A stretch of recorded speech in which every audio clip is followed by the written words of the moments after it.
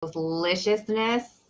I don't know about you, but I am absolutely thriving, loving, embracing, bringing in all of the energy that is going on right now. I've seen lots of people talking about like how chaotic and crazy things feel, but I'm telling you, if you just adjust a little bit and open yourself up to it, you can use the energy that's going on with the moon and the change in the seasons to just embrace it in a positive way. So, is what I mean by that is sometimes we tend to resist because it's kind of a change, or you're picking up on it as sort of like an imbalance, and so then you sort of have a polarity issue against it. And so kind of just sit with yourself, like take a deep breath, because you have so much control over your body and so much control over your energy that if you could really, really just get in tune with that and grasp it, you would just blow your mind. So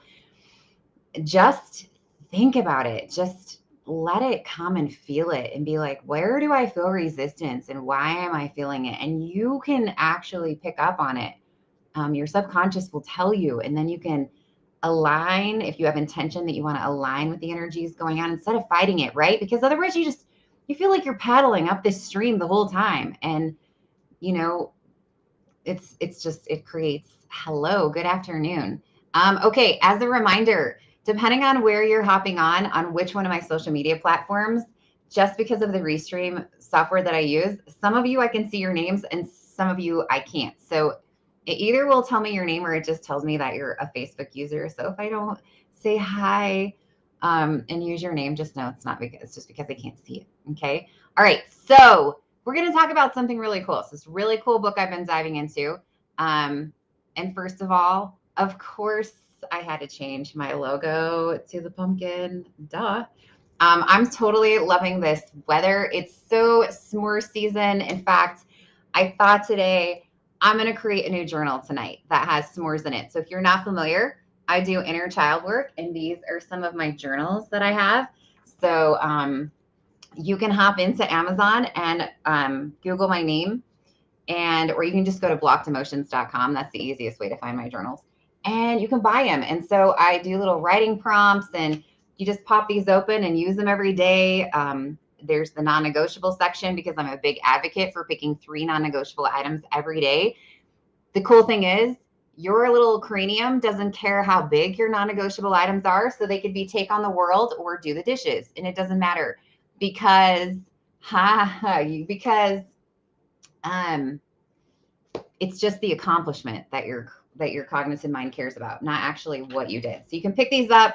There's affirmations, gratitude. There's a little place for you to do a journal entry every day. So pretty fantastic. I'm going to do one with s'mores on it. So watch for that. I'll make a post when I do it. I did a cherry one for summer. It's so cute. But is what we're going to talk about today is this cool book. So I got it a couple days ago. I'll put a link for it for you if you want. The Alchemist. It's really good.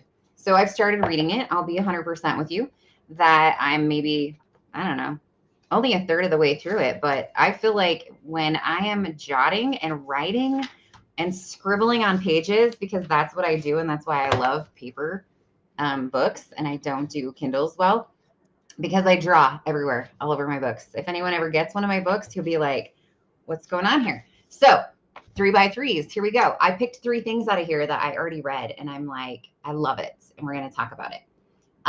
So first, these are just quotes out of this book. I love this one. Don't forget that everything you deal with is only one thing and nothing else.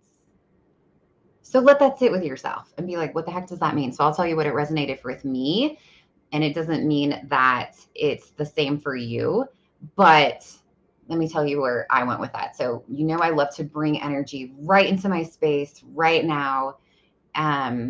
Because when we get stuck reflecting on stuff that's happened before, you pull that into your present space now. So let's give an example. I don't know why I always go to jobs. I guess just because everybody sometime probably has had a job, right? Let's say that I'm about to go for a job interview, okay? And I sit down in my interview and it's a panel, and there just happens to be 2 guys and 2 ladies on my panel. And I go to sit down and I'm being interviewed. And let's say I'm like really overly qualified for this job, but I reflect back to a space 10 years ago when I also interviewed for a job and I had the same type of panel. I had 2 ladies, 2 guys. What happens if I didn't get that job? Okay, let's say that I didn't get it. So immediately as what starts to go on is my mind connects with my past. And so as I'm sitting there about to do this job interview, of which I feel really confident in because I'm prepared and I'm just ready to go and I really want this job, is what happens is I start having this memory, right? I start thinking about the job interview that I had that was very similar to this one and I didn't get the job. And here's what starts to happen with your body. My brain starts to actually relive that event and I start feeling the same emotions, not because it's happening, just because I'm back in that space. Think of it like a rubber band. Like it's emotionally pulling me back to that space. And so now instead of being in my present moment, I'm reliving this past event and I'm starting to feel those emotions and I'm feeling anxiety and I'm freaking out and I'm trying to like pull myself together, right? Because now I'm in this interview and all I can think about is how last time this happened, I didn't get this job. And I literally start self-sabotaging and my body is going into fight or flight. Okay. The problem with fight or flight is that it disconnects your thinking ability because fight or flight is not a time when your brain is like, I'm going to come up with a really great solution. No, fight or flight is get that out of here and start running as fast as you can. So all of your body's systems focus on getting blood to your muscles so you can run away. It's for survival. Your body's not aligned to think about what's happening. It just wants you to run. So adrenaline starts kicking off. In fact, you can get really addicted to this. If you're in fight or flight all the time, you don't even know it, but it's an adrenaline rush immediately. And that burst of energy that you're getting. So you get into fight or flight. Now you're sitting in this job interview. All you can think about is how last time this didn't happen and you're self-sabotaging. Your brain does not work well because all of your blood flow is going to your muscles so you can run. If you're digesting food, your digestive system shuts down. Guess what else starts shutting down? Your immune system. So when you're living in this space, you're basically falling apart. You are rusting away because you are doing something with your body that it's not aligned to do. If you're into cars, because I love cars. It's like driving around with your car like full freaking throttle, RPM'd out, and you're not shifting constantly all the time. After a while, what's going to happen? Like bad things, right? Your car's going to start to break down. Things are just not designed to run. I like to call it in the power band. You're not designed to run in the power band like that all the time. So you got to bring it back. And that's what this is. Don't forget that everything you deal with is only one thing and nothing else. It has nothing to do with the past, as similar as it feels. I know, because that's what your cognitive mind says. But Amy, it's just like it was last time. It's actually not. It has nothing to do with it, really. This is a moment in time now, completely different people. You are not the same person. As far as your energy goes, your experiences, this is 5 years ago, yada, yada. I could go on forever. It's just that your cognitive mind wants you to survive. So it's like, wait, last time I was in this job interview, it didn't go well and I didn't get the job. Run, run, run. Because that's how we're designed. So you just overcome it and you get into your head and you think to yourself, this is not anything like my last job interview. This is a different panel. This is a different company. This is a different moment in time. These are 4 complete individuals that have nothing to do with the people that interviewed me last time. That's how you start talking to yourself, right? You get into this dialect. So you think about this and you resonate and you think, wow, I'm not going to bring my past to haunt my present so that I then create a toxic future.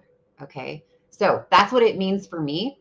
You can resonate with that out of that book, whatever that means for you. Yes, getting in your head was really going to mess with you. So this is the next one. The world's greatest lie.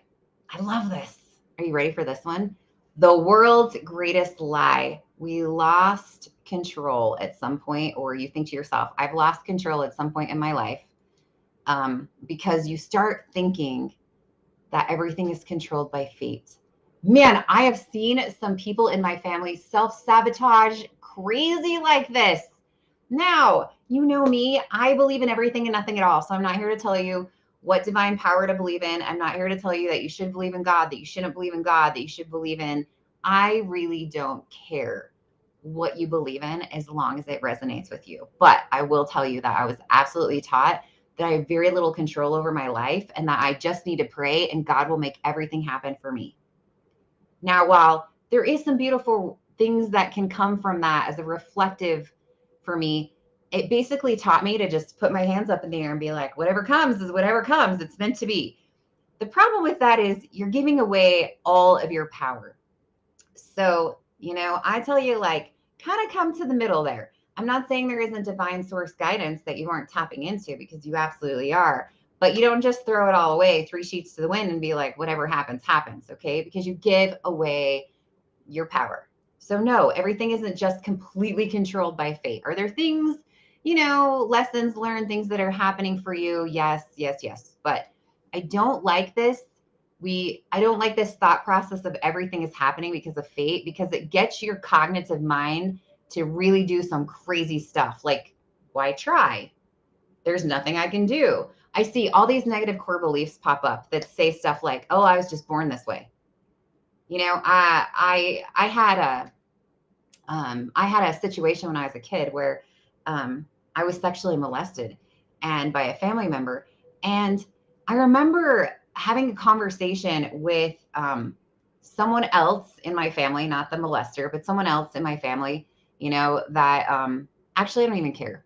I was having a conversation with my dad, and I was talking about like how he was going through something not the same, but something with just an issue with a family member. It wasn't sexual molestation or anything. It was just something else that they were having a little squabble about. And it had been going on for years. And I was like, you need to let it go. And he's like, I'm just not as good of a person as you. And I don't know how you let something like that go like you did. I mean, talk about like give yourself a crutch, right? Might as well just be like, well, no, it's a negative core belief system that you're hanging on to. Like, why even try? This happened to me. Don't play the victim. So everything isn't controlled by fate. You have complete power. I have complete power to let the fact that I was sexually molested as a kid. And I'm telling you, like, this isn't just like a 1 minute deal. This is like from the earliest memory that I can remember. So I know I was about 2 years old all the way until I was 10. I choose to not let that run my life. I choose to not let that ruin my relationships. I choose to not let that take control of me, because that's not my fate is not to be the victim. Okay. Now here's the last one. This one is so good. I mean, all of these are good, right? But this one's good too. Everyone seems to have a clear idea of how other people should lead their lives, but none about their own.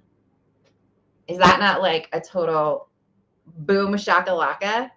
Seriously, though, people all around you are reflecting all these opinions on you and their ideas of what you should be doing, when realistically, if you were to take a moment, and I mean, some of you already know what's going on, if you take a moment to be a fly on other people's walls, you would be like, wait a minute, let me resonate with this, right? People all giving me relationship advice about what I should or shouldn't be doing. And I'm just like, how's that working out for you, right? How's your marriage going? How's your relationships flying right now? Probably not so hot. So perhaps, take a minute and do the flip side of it. Not only take a minute to not be resonating with other people's opinions, but do the flip side and be like, maybe are you reflecting on other people? Because seriously, it's so easy to reflect on what other people are doing, but it's really uncomfortable and takes a lot of courage to sit with yourself. I'm going to repeat that because it's really important. It takes a lot of courage to really sit with yourself and have some conversations and really, really talk to yourself like you would perhaps to your best friend.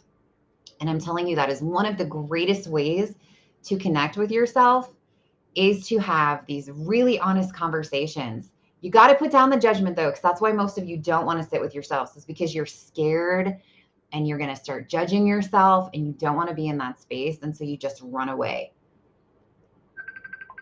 But have a conversation with yourself that's not judgmental.